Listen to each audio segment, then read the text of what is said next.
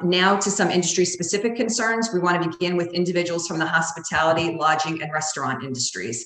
To speak with us today is Anita Pfefferkorn, who owns Indian Rock Campground and RV Park, and she's also president of New Jersey Campground Owners and Outdoor Lodging Associations. Joe Cleary, who's the CFO for Morey's Piers. Bob Wagner, New Jersey Restaurant and Hospitality Association Vice Chair and owner of Braddocks and Otts. Greg Goff Sr., who's the owner of Casino Lobster, and Mark Bernard, General Manager of Charlie's of Bayhead. Anita, I'm going to turn it over to you. Thank you. Good morning. The New Jersey Camping and Outdoor Lodging Association, the NJCOA, is comprised of privately owned campgrounds located in all 6 regions of the state. They differ from state and county campgrounds in that most are independently owned small businesses. The private campgrounds in New Jersey are not mobile home parks or manufactured housing communities, which are primary residences, nor are they day camps or overnight sleepaway camps for children. The private campground industry is a $400 million segment of the New Jersey tourism industry, and it employs more than 2,000 people. Most folks who visit private campgrounds are transient guests and arrive in their own self-contained RVs or tents and come to our respective properties to enjoy their camper in the great outdoors. Some have their campers parked in their campground, in a campground, I'm sorry, and they use it as a seasonal home, a second home. There's also an active population of RVers that travel full-time and rely on campgrounds for accommodations. In the height of the closure in the spring, there were mixed messages and much confusion coming from the governor's office as to whether a campground was considered essential or not, and whether they were allowed to open or remain open. Sorry, I have a frog in my throat. At the time of the government lockdown, some campgrounds had monthly guests already in place. These included specialized essential workers, people who were installing or updating public utility infrastructure, military personnel visiting local military bases, people who had already traveled north from their southern homes, and most importantly, traveling medical professionals who were converging on the state to be on the front lines fighting the pandemic. Unfortunately, during this time period, some campgrounds were visited by local law enforcement officials, demanding that they close and remove guests who had already settled into the campground. Some folks had nowhere else to go, and luckily NJCOA was able to work with state legislators in convincing local officials to allow them to remain in the campground until a solution could be found. Most campgrounds had to remain closed for up to 8 weeks while we sorted these issues out. Campgrounds were restricted in the services and amenities they could provide to their campers throughout the entire season. Campground owners had to spend thousands of dollars on cleaning and sanitizing equipment in order to conform to the New Jersey Department of Health and CDC guidelines, and refunded thousands of dollars for canceled reservations. Once campgrounds were permitted to open, finding help and retaining them became an issue,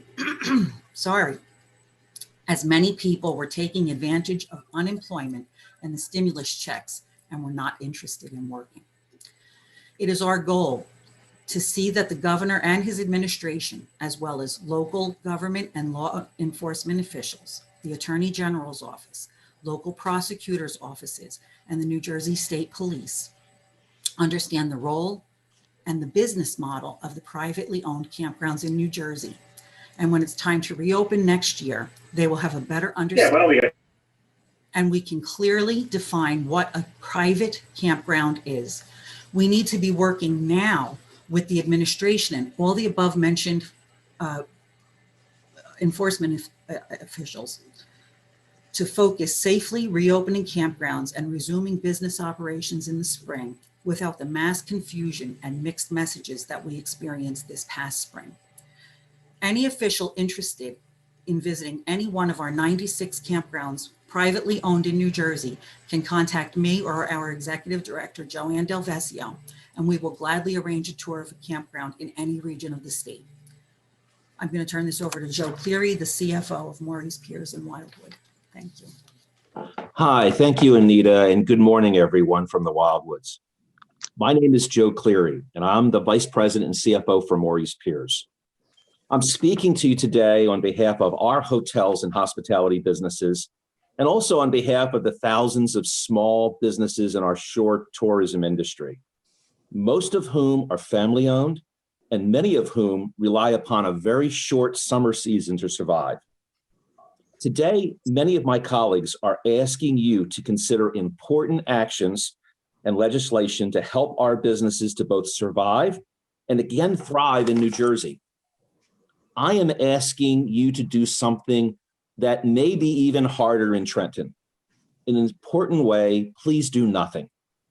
When it comes to new legislation, new regulations, new executive orders that increase the cost to do business in our state, please pause and do nothing right now.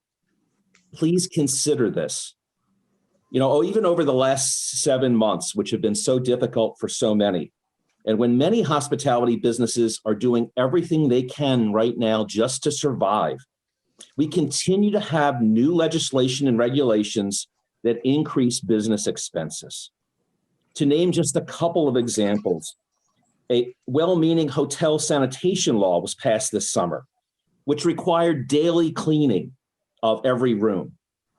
Well, in addition to the staffing constraints that hotels faced, many of us instead preferred the idea of a rigorous, approved cleaning of the rooms before guests came in, and then allowing guests to cocoon during their visit, minimizing interactions between our staff and our guests to keep both of them safe.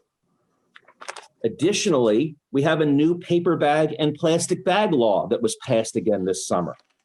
But while this not only increases our costs, many of us have thousands or even tens of thousands of dollars of paper products on back order that never got delivered and never got used this summer, and they're going to have to be carried over to future years.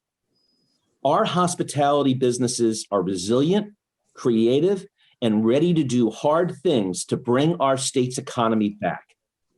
Please help us by pausing the new regulations and laws that are being considered in Trenton and give us a little bit of a break as we try to work together to bring our state back. Thank you for your consideration.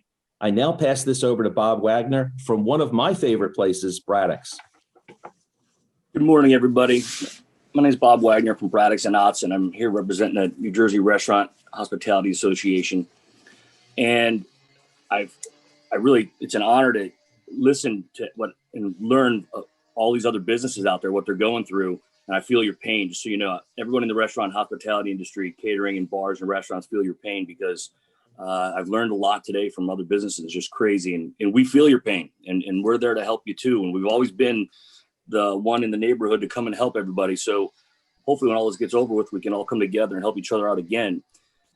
Something about the restaurants is we have sanitation protocols. Going through a Board of Health inspection yesterday in one of our locations for 4 hours and passing with flying colors, and hearing the Board of Health inspector and her training associate that was with her yesterday say, wow, your procedures are awesome. Your restaurant's sanitized. It's amazing. You have all the paperwork that was given to us from the governor's office, all the checklists we had to do to reopen. We have all the binders and we do all this paperwork. To have them leave after over 4 hours of an inspection, so everything's great, is a big plus. But we're at the end of our rope. It's getting cold out there. I could speak. We're in each one of our 4 locations between $5,000 and $7,500 a month just for PPE and tents. It's getting cold out. We need seating, and the governor vetoed the false start bill the other day. That was from the CARES Act, and it was unanimously passed. And we're just wondering if the legislature is going to take this bill up and override this veto. They can do it. I don't know the ins and outs, but I know it can get done. There's indoor contact sports going on. How the heck can you have indoor contact sports, but you can't come out and have dinner in a restaurant? I mean, it's just ridiculous. So, we're asking you to come to the bars in a safe, responsible manner. 35% of these restaurants most likely going to close. It's a staff from the National Restaurant Association. And the switch just went on for a lot of businesses. As of October 1st, some businesses pushed off their mortgages, pushed off their utilities, pushed off, any other kinds of loans that they had and are going into their own pockets and doing this kind of stuff. Well, all those switches are turned back on now. People got to pay this stuff. And I don't know where they can get the money from. And not that the CARES Act, the false start money would have bailed everybody out, but it sure is a help. And we have to help, the hotels. We have to help the restaurants, the bars, the catering halls. It's coming to a point where it's just, in the beginning, we were all focused and we believed in him 100%. And he said he's going to use a surgical approach. But now we feel from the Restaurant Association, Hotel Association, we're the scapegoat. For some reason, we're the largest employer sector in the state of New Jersey. And we are the ones that are held last to go when everything else can go. So we're at the end of our rope. We need to get open. We need to start having, events and parties and do that kind of stuff again. And, let people take responsibility for their own actions, which is a big one. So that's all I have. I'm going to turn it over to Greg. Morning, everyone. And Bob, thank you very much. I'm going to be speaking about the same thing you're doing, but only on a different key. We're the ones that supply the restaurants. So my name is Greg Goff, everyone. Thank you for your time. And I own Casino Lobster in Pleasantville. I have 9 hotels in casinos and 3 restaurants that I do. We do quite a good business. So with all these just promising of 50%, ain't gonna happen. So I started out as a clamor. I built a great business, seafood store on Main Street, and then we went commercial and just started doing the casinos. So right now with the casinos, we need banquets. We need a little more than 25%. We have huge ballrooms. They're not letting us use them, and we're stuck.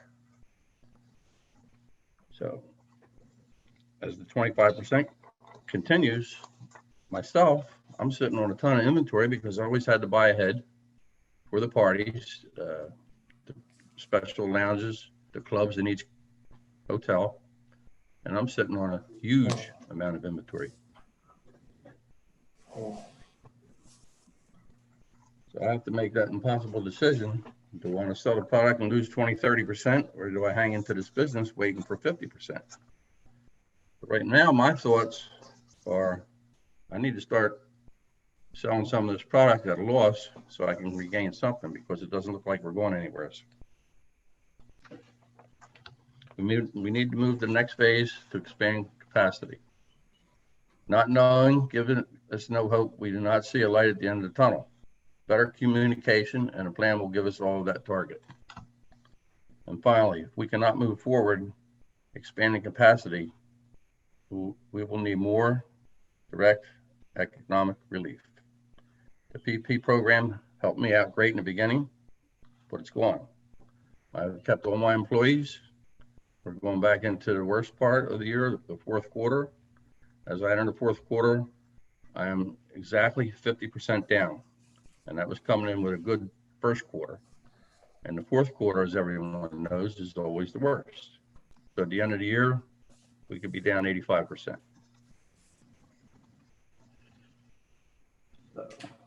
Now we're in the 9th month of the pandemic. We need to allocate more funds and programs. And we just need some help to have the curve flatten. There'll be ups and downs until there's a proven vaccine.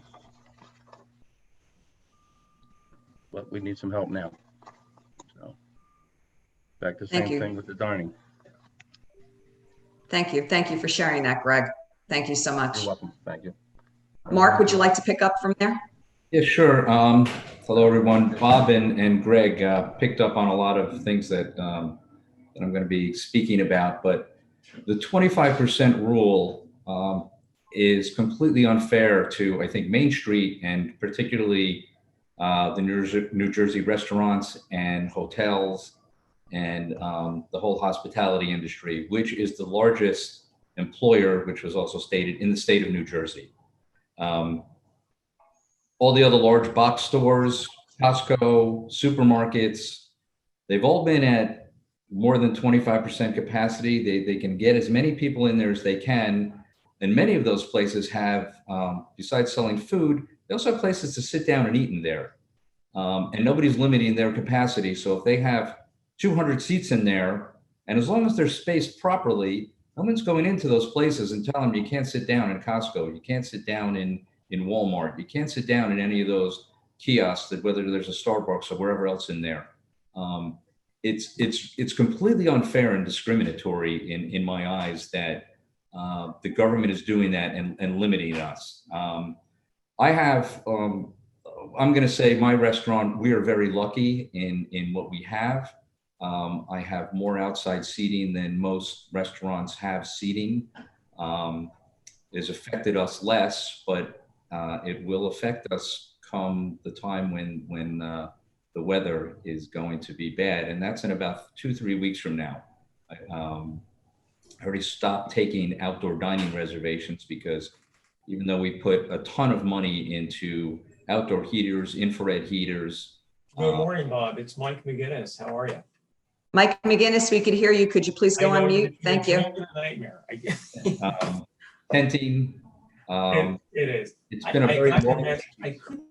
expense to all of our counterparts, to us in particularly. And I deem it, unfair, and they really need to open up. Like I said, I have an entire floor in the restaurant that is not open because we can't use our 25% capacity. And as people have said, if we're going to act responsibly, let's act responsibly. Let's get open. If we're socially distanced, we're socially distanced. Most restaurants are doing the right thing. I work most of the time, so I've been out to very few restaurants. And I had heard of a number of stories where you go in and the bar is packed, and I'm not making excuses for those people, but I think they're under a limited amount of people and they're trying to get whatever money they can get now because they know the winter is coming and they know that they're going to be in for tough times, and they're not just going to be able to make it. And like we've heard, 30 to 40% of the restaurants in the state of New Jersey and in the country will probably go out of business within the next year. So it's completely unacceptable, and they really have to wake up and get something going. And I know we heard of less regulation, which I'm all for, but if the state can figure out something with the health departments of what they want everybody to do, so in their eyes that everyone is safe, then we should go ahead, get that done, and have the restaurants do it, have it checked off by the state. I was speaking to somebody the other day that's involved with the hospitals and trying to do certification for businesses to get businesses open. And if there's some sort of certification that we can go through whatever hospitals or whatever healthcare providers and say, this is what we need to do, get it done, follow up, and let's get open, because the winter's coming and it's going to be 4 or 5 months where people are not going to be, there's no way that places are going to be able to survive at a 25% or most likely even a 50% capacity. There's another issue that I'd like to bring up, because not only do I run Charlie's, but I am a small business owner, and I opened my business February 15th, actually not February 15th, March 1st, I took over a lease. There is no money available to me at all from the state, from any grants, because I opened my business after that date. It was either that or pay the landlord rent and pay all my other fixed expenses, rent, insurance, and everything else, and bring in no money. I don't believe that's fair, that a lot of people were going into business and were going to have businesses and had no choice but to try to open up their businesses during this time. And again, there's no money available to them. There's no relief. There's no packages that are available to any of those people that opened up during that time. And the last thing is the costs of running the business, which also has been said, the amount of employees that we need to have to sanitize, the extra people that we need to have employed at all times, the PPP, and the PPP has doubled and tripled in price from what we were paying for in March, for gloves, for sanitation, for wipes, for anything else that all of that stuff. I don't know if the government can make purchases and sell it to our industry, or how it could be, or give some sort of grants, but I don't know if it's a supply and demand thing or people are just trying to make all kinds of money out of this, which I'm not sure. But the cost factor has, again, from $25 for a case of gloves to $100 is a little bit crazy. And as we know, everybody needs to wear gloves. And thank you. And back to Michelle.